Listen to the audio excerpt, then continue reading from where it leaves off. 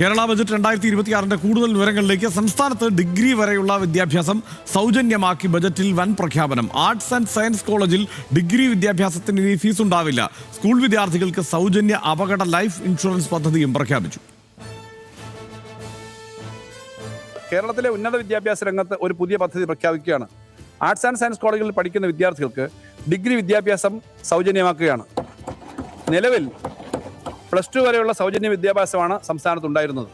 ഇതുകൂടാതെ കേരളത്തിലെ 1-ാം ക്ലാസ് മുതൽ 12-ാം ക്ലാസ് വരെ പഠിക്കുന്ന സ്കൂൾ വിദ്യാർത്ഥികൾക്ക് അപകട ലൈഫ് ഇൻഷുറൻസ് ഏർപ്പെടുത്തുകയാണ്.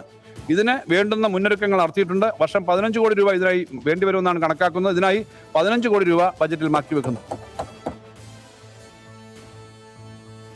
കേരളത്തിന്റെ വിപ്ലവ നായകൻ VS അച്യുതാനന്ദന്റെ സ്മാരകമായി VS സെന്റർ സ്ഥാപിക്കും. തിരുവനന്തപുരത്ത് സ്ഥാപിക്കുന്ന സ്മാരകത്തിന് 20 കോടി രൂപ വകയിരുത്തി. VSന് പത്മവിഭൂഷൺ കേന്ദ്ര സർക്കാർ പ്രഖ്യാപിച്ചതിന് പിന്നാലെയാണ് സംസ്ഥാന സ്മാരകം. സഖാവ് VS അച്യുതാനന്ദൻ ഓർമ്മയായിരിക്കുന്നു. കേരളത്തിലെ സാമൂഹ്യ ജീവിതത്തിലെ ജ്വലിക്കുന്ന നേടാണ് VSന്റെ സമരജീവിതം. VSന്റെ ഐതിഹാസികമായ പോരാട്ടങ്ങളും ജീവിതവും അടയാളപ്പെടുത്താനും പുതിയ തലമുറയ്ക്ക് പകർന്നു നൽകാൻ കഴിയുന്ന ഒരു കേന്ദ്രം VS സെന്റർ തിരുവനന്തപുരത്ത് സ്ഥാപിക്കും. അതിനായി 20 കോടി രൂപ വകയിരുത്തും. മഹേഷ് വീണ്ടും ചേർന്നിട്ട്. മഹേഷ്, VS സെന്ററിന് 20 കോടി എന്നത് ഒരു പ്രധാനപ്പെട്ട പ്രഖ്യാപനം ഈ ഘട്ടത്തിൽ ആണ് എന്ന് പറയാം. കാരണം പത്മവിഭൂഷൺ VSന് കേന്ദ്ര സർക്കാർ പ്രഖ്യാപിക്കുന്നതിനൊപ്പം തന്നെയാണ് ഇവിടെ ഇപ്പോൾ ഈ ഒരു പ്രഖ്യാപനം കൂടി ഉണ്ടായിരിക്കുന്നത് എന്നുള്ള കൗതുകമുണ്ടല്ലോ അല്ലേ?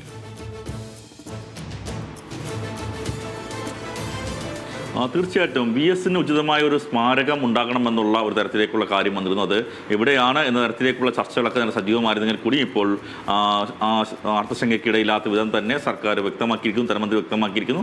VSന്റെ പേരിൽ അദ്ദേഹത്തിന് അത് ഏറ്റവും കൂടുതൽ കാലം പിന്നീട് ചില സമര പോരാട്ടങ്ങൾക്ക് ശേഷം ജീവിതം ചെലവഴിച്ച തിരുവനന്തപുരം നഗരത്തിൽ തന്നെ ആയിരിക്കും അദ്ദേഹത്തിൻ്റെ പേരിൽ ഒരു VS സെന്റർ എന്ന സ്മാരകം ഉണ്ടാവുക. ആ സ്മാരകത്തിൽ അദ്ദേഹത്തിൻ്റെ ഓർമ്മകൾ ഒക്കെ അയവിറക്കുന്ന തരത്തിലേക്കുള്ള കാര്യങ്ങൾ ഉണ്ടാകുന്ന ഒരു ഉചിതമായ സ്മാരകം നിർമ്മിക്കുമെന്നും അതിനായിട്ടാണ് ഇത്രയധികം പണം വകയിരുത്തുകയും ചെയ്തിരിക്കുന്നു.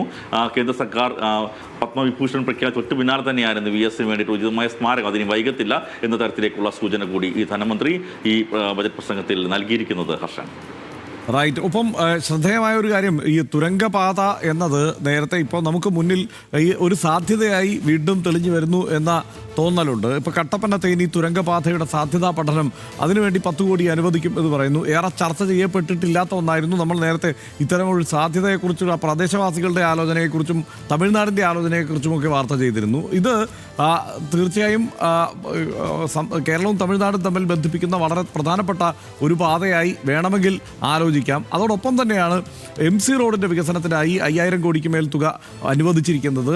ആ MC റോഡ് ഒരു ഘട്ടം വികസനം കഴിഞ്ഞതാണ്. പക്ഷേ കൂടുതൽ വികസനത്തിലേക്ക് കടക്കണം എന്നുള്ള ആലോചന എന്തുകൊണ്ടായിരിക്കും ഉണ്ടായത്?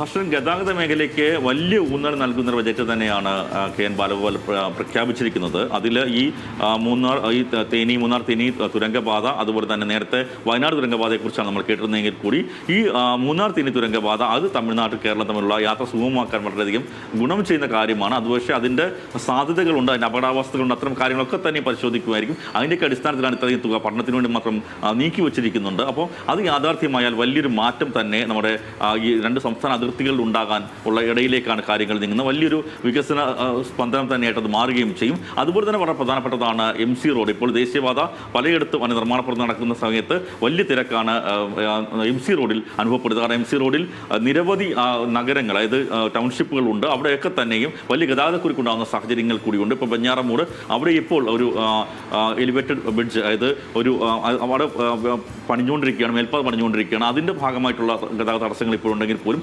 അത്തരത്തിലേക്ക് അതുകൊണ്ടൊന്നും തന്നെ പരിഹരിക്കാൻ കഴിയാത്ത തരത്തിലേക്ക് വാഹനങ്ങളുടെ എണ്ണം കേരളത്തിൽ വർദ്ധിച്ചിട്ടുണ്ട് എന്ന യാഥാർത്ഥ്യമാണ്. വലിയ ഗതാഗതക്കുരുക്ക് ഉണ്ട് എന്നുള്ളത് യാഥാർത്ഥ്യമാണ്. അത് പരിഹരിക്കുക എന്നുള്ളത് ബജറ്റിൽ എടുത്തു പറയുന്നുണ്ട് മന്ത്രി. അതിൻ്റെ അടിസ്ഥാനത്തിലാണ് 4 വരി പാതയിലേക്ക് മാറുന്ന തരത്തിലേക്ക് MC റോഡ് വീണ്ടും വികസിപ്പിക്കുന്ന തരത്തിലേക്ക് കാര്യങ്ങൾ നീങ്ങുന്നത്. അത് വലിയൊരു സാമ്പത്തിക ഭാരം തന്നെ ഉണ്ടാക്കും. കാരണം സ്ഥലം ഏറ്റെടുക്കുക എന്നുള്ളത് തന്നെയാണ് ഏറ്റവും വലിയ പ്രതിസന്ധി. അതിനാണ് റോഡ് നിർമ്മാണത്തെക്കാൾ കൂടുതൽ പണം സ്ഥലം ഏറ്റെടുക്കാൻ വേണ്ടി വരുന്ന ഒരു സംസ്ഥാനമാണ് കേരളം. അത്തരത്തിലേക്ക് വലിയ സാമ്പത്തിക ബാധ്യത ഉണ്ടെങ്കിൽ പോലും അത്തരത്തിലേക്ക് നാളത്തെ കേരളം ലക്ഷ്യം വെച്ചുകൊണ്ട് ഗതാഗതക്കുരുക്കില്ലാത്ത കേരളം ലക്ഷ്യം വെച്ചുള്ള ഒരു വികസന പ്രവർത്തനത്തിൻ്റെ പ്രഖ്യാപനം കൂടിയാണ് ധനമന്ത്രി ഇന്ന് സഭയിൽ നടത്തിയിരിക്കുന്നത്. ഹർഷൻ.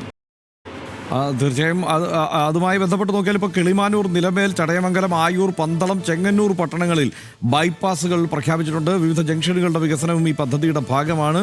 അങ്ങനെയാണ് 5717 കോടി രൂപയുടെ കിഫ്ബി പദ്ധതി തിരുവനന്തപുരം അങ്കമാലി MC റോഡ് വികസനത്തിനായി മാറ്റിവെച്ചിരിക്കുന്നത് എന്നതാണ് കൂടുതൽ വ്യക്തതയോടെ നമുക്ക് മനസ്സിലാക്കാൻ കഴിയുന്നത്. ഒപ്പം നികുതിദായകരെ ആദരിക്കുന്നതിന് വേണ്ടി 5 കോടി, നികുതി പിരിവ് കൂടുതൽ കാര്യക്ഷമമായി നടപ്പാക്കാൻ കഴിഞ്ഞിരിക്കുന്നു, സംസ്ഥാനം കടക്കെണിയിൽ നിന്ന് മുക്തമായിരിക്കുന്നു, കാർഷിക തകർച്ചയിൽ നിന്ന് മുക്തമായിരിക്കുന്നു എന്ന ചില പ്രഖ്യാപനങ്ങൾ കൂടി ഇന്നിപ്പോൾ ധനമന്ത്രി നടത്തിയിട്ടുണ്ട്. സ്വാഭാവികമായും പ്രതിപക്ഷം ചോദ്യം ചെയ്യുന്ന പ്രഖ്യാപനങ്ങൾ തന്നെയായിരിക്കും അത് എന്ന കാര്യത്തിൽ തർക്കമൊന്നുമില്ല. പക്ഷേ അത് ആർജവത്തോടെ പറയാനുള്ള ഒരു ശ്രമം ഈ ഘട്ടത്തിൽ ധനമന്ത്രി കാണിച്ചിരിക്കുന്നു എന്നത് ശ്രദ്ധേയമാണ്. ഒപ്പം ക്രിട്ടിക്കൽ മിനറൽ മിഷന് 100 കോടി അനുവദിച്ചിരിക്കുന്നു, പ്രതിരോധ ഇടനാഴിക്ക് 50 കോടി, PPP മാതൃകയിൽ കൊച്ചി ഇൻഫോ പാർക്കിൽ ആർട്ടിഫിഷ്യൽ ഇന്റലിജൻസും മറ്റ് സാങ്കേതിക വിദ്യകളും ചേർന്ന സൈബർ വാലിക്ക് 30 കോടി, തൊഴിൽ പരിശീലനത്തിനും നൈപുണ്യ സമ്പാദനത്തിനും ആഗോള സ്കൂളിന് 10 കോടി, അങ്ങനെ വർക്ക് നിയർ ഹോം വ്യാപിപ്പിക്കുന്നതിന് 150 കോടി. ഇങ്ങനെ പുതിയ കാലത്തിൻ്റെ ആവശ്യങ്ങളെ അംഗീകരിക്കുന്ന തരത്തിൽ അതിലേക്ക് എത്തുന്ന തരത്തിലുള്ള ചില പ്രഖ്യാപനങ്ങൾ കൂടി ഉണ്ടായിട്ടുണ്ട് എന്നുള്ളതാണ് ഏറ്റവും പ്രധാനപ്പെട്ട കാര്യം. നേരത്തെ ഞാൻ പറഞ്ഞതാണ്, പഴയ പെട്രോൾ ഡീസൽ ഓട്ടോറിക്ഷകൾ പൊളിച്ച് ഇലക്ട്രിക് ഓട്ടോകൾ വാങ്ങുന്നതിന് ഒറ്റത്തവണ സ്ക്രാപ്പേജ് ബോണസ് 40,000 എന്നുള്ളത് വളരെ പ്രധാനപ്പെട്ട ഒരു പ്രഖ്യാപനമായി തീരുമെന്നുള്ള കാര്യത്തിൽ സംശയമൊന്നുമില്ല. സാധാരണക്കാർക്കിടയിൽ വളരെ പ്രധാനപ്പെട്ട ഒരു പ്രഖ്യാപനമായി മാറും എന്ന കാര്യത്തിൽ സംശയമില്ല. വീടുകളിൽ ഒറ്റപ്പെട്ടു പോകുന്ന മുതിർന്ന വ്യക്തികൾക്ക് ഓൺ കോൾ വളണ്ടിയർമാരുടെ സേവനം ലഭ്യമാക്കാനുള്ള 10 കോടി. നേരത്തെ തന്നെ പറഞ്ഞിരുന്നു, മുതിർന്ന പൗരന്മാരെ പരമാവധി ഉൾക്കൊള്ളുന്ന അവർക്ക് വേണ്ട നടപടികളിലേക്കായിരിക്കും ഈ ബജറ്റ് കടക്കുക എന്നുള്ളത് നേരത്തെ തന്നെ നടത്തിയിരുന്ന ഒരു പ്രഖ്യാപനമാണ്. ആ മട്ടിലുള്ള ചില പ്രഖ്യാപനങ്ങൾ ഇത്തവണ ഉണ്ടായിട്ടുണ്ട് എന്നുള്ളതാണ് ബജറ്റ് പൂർത്തിയാകുമ്പോൾ നമുക്ക് മനസ്സിലാക്കാൻ കഴിയുന്നത്. ഒപ്പം വിഴിഞ്ഞം തുറമുഖത്തു നിന്നും ചവറയെയും കൊച്ചിയെയും ബന്ധിപ്പിക്കുന്ന റെയർ എർത്ത് കോറിഡോർ ചവറയിൽ സ്ഥാപിക്കും.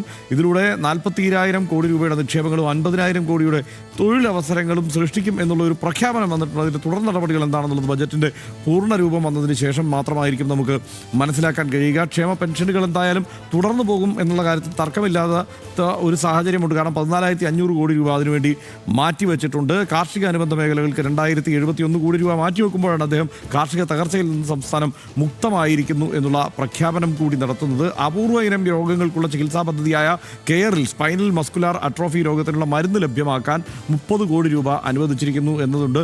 അത് ഈ രോഗത്തിനുള്ള ചെലവും ആയി കണക്ക് കൂട്ടുമ്പോൾ അത് ചെറിയ തുകയാണ്. പക്ഷേ അതുമായി ബന്ധപ്പെട്ടുള്ള അത്തരത്തിൽ ബുദ്ധിമുട്ടുന്ന ആളുകളെ സംബന്ധിച്ചിടത്തോളം, രക്ഷകർത്താക്കളെ സംബന്ധിച്ചിടത്തോളം ഒക്കെ ആശ്വാസം ആ വഴിക്ക് കൂടി ലഭ്യമാകുന്നു എന്നുള്ള ഒരു സാധ്യത കൂടിയുണ്ട്. മാത്രമല്ല ഈ സ്മാരകങ്ങൾക്ക് ഫണ്ട് അനുവദിച്ചിരിക്കുന്നത് എനിക്ക് തോന്നുന്നത് മുമ്പ് ബജറ്റുകളിൽ അനുവദിച്ചിരുന്നതിനേക്കാൾ കൂടുതൽ ആ കാര്യത്തിൽ ഇത്തവണ കൂടുതൽ അനുവദിച്ചിട്ടുണ്ട് എന്ന് കരുതാം. മാർവാനിയോസ് മ്യൂസിയത്തിന് 1.5 കോടി രൂപ, കാവാരിക്കുളം കണ്ടൻകുമാരൻ പഠന കേന്ദ്രത്തിന് 1.5 കോടി രൂപ, അയ്യങ്കാളി പഠന കേന്ദ്രത്തിന് 1.5 കോടി രൂപ, ഇസ്ലാമിക മഠനും സാമൂഹ്യ പരിഷ്കർത്താവുമായ ഷെയ്ഖ് സൈനുദ്ദീൻ മക്തൂം രണ്ടാമൻ്റെ പേരിൽ പൊന്നാനിയിൽ ചരിത്ര ഗവേഷണ സെൻറ്റർ സ്ഥാപിക്കാൻ 3 കോടി രൂപ എന്നിങ്ങനെ, ഒപ്പം VS അച്യുതാനന്ദ സ്മരണ നിലനിർത്താൻ നേരത്തെ പറഞ്ഞതുപോലെ 20 കോടി രൂപ, ഇതെല്ലാം ഈ മട്ടിൽ അനുവദിച്ചിരിക്കുന്നു എന്നുള്ളതാണ് ഏറ്റവും പ്രധാനപ്പെട്ട കാര്യം. ഏറ്റവും വലിയ പ്രഖ്യാപനമെന്ന് ബജറ്റിനൊടുവിൽ നമുക്ക് ഇത്തവണ എടുത്തു പറയാനുള്ളത് ഈ സർക്കാർ ജീവനക്കാരുടെയും പെൻഷൻകാരുടെയും അവശേഷിക്കുന്ന DA DR ഗഡുക്കൾ പൂർണ്ണമായി നൽകും എന്നുള്ള പ്രഖ്യാപനം തന്നെയാണ്. 12th പേ റിവിഷൻ കമ്മീഷൻ പ്രഖ്യാപിച്ചിട്ടുണ്ട്. 3 മാസത്തിനകം റിപ്പോർട്ട് വാങ്ങി സമയബന്ധിതമായി നടപ്പാക്കുമെന്ന് പ്രഖ്യാപിച്ചിരിക്കുന്നു. പക്ഷേ പ്രതിപക്ഷം ആരോപിക്കുന്നത് അടുത്ത സർക്കാരിൻ്റെ തലയിൽ ഏൽപ്പിക്കാനുള്ള ഒരു പ്രഖ്യാപനം എന്ന നിലയ്ക്കാണ്. എന്തായാലും ആ പ്രഖ്യാപനം ഇവിടെ ഉണ്ടായിരിക്കുന്നു എന്നുള്ളതാണ് വസ്തുത. 1 ഗഡു DA ഫെബ്രുവരി മാസത്തെ ശമ്പളത്തോടൊപ്പം കൊടുത്തു തീർക്കുമെന്നും പറയുന്നു. അവശേഷിക്കുന്ന DR ഗഡുക്കൾ മാർച്ച് മാസത്തെ ശമ്പളത്തോടൊപ്പം കൊടുക്കും, അതും പറഞ്ഞിരിക്കുന്നു. ഏപ്രിൽ ആകുമ്പോഴേക്ക് അടുത്ത തിരഞ്ഞെടുപ്പ് വരും എന്നുള്ള സാഹചര്യമുണ്ട്. അതിനു മുമ്പ് ഈ 3 ഗഡു കൊടുത്തു തീർക്കും എന്നുള്ളതാണ് പ്രഖ്യാപനത്തിൽ വന്നിരിക്കുന്നത്. DA DR കുടിശ്ശിക ഘട്ടം ഘട്ടമായി കൊടുത്തു തീർക്കും. ആദ്യ ഗഡു ബജറ്റ് വർഷം തന്നെ നൽകും എന്നാണ് പറഞ്ഞിരിക്കുന്നത്. സർക്കാർ ജീവനക്കാരുടെ ഹൗസ് ബിൽഡിംഗ് അഡ്വാൻസ് സ്കീം പുനഃസ്ഥാപിക്കും. പങ്കാളിത്ത പെൻഷൻ പദ്ധതിക്ക് പകരം അഷ്വേർഡ് പെൻഷൻ പദ്ധതി ഏപ്രിൽ 1 മുതൽ തന്നെ നടപ്പാക്കും എന്നുള്ളതാണ് പ്രഖ്യാപിച്ചിരിക്കുന്നത്. അഷ്വേർഡ് പെൻഷനിൽ DR അനുവദിക്കുമെന്നും പറഞ്ഞിട്ടുണ്ട്. അങ്ങനെ ധാരാളം പ്രഖ്യാപനങ്ങളിലേക്കാണ്. നിലവിലെ NPS-ൽ നിന്ന് അഷ്വേർഡ് പെൻഷനിലേക്ക് മാറാൻ ഓപ്ഷൻ ഉണ്ടാകുമെന്നും പറഞ്ഞിരിക്കുന്നു. ഒരുപക്ഷെ ഈ അഷ്വേർഡ് പെൻഷൻ എന്നുള്ളത് പ്രഖ്യാപിക്കപ്പെടാൻ സാധ്യത ഇല്ല എന്ന് ഇന്നലെ നമ്മൾ ഈ ഫ്ലോറിൽ വിലയിരുത്തുന്നതാണ്. കാരണം സർക്കാരിന് ഒരുപക്ഷെ സാമ്പത്തിക ബാധ്യത കൂടുതൽ ഉണ്ടാവാൻ സാധ്യതയുള്ള ഒരു പ്രഖ്യാപനമായതുകൊണ്ട് അത് നടപ്പാവാൻ സാധ്യതയില്ല എന്ന് നമ്മൾ പറഞ്ഞിരുന്നെങ്കിൽ, പക്ഷേ അത് പ്രഖ്യാപിക്കപ്പെട്ടിരിക്കുന്നു എന്നുള്ളതാണ് ഇതിൻ്റെ ഒരു പ്രത്യേകത.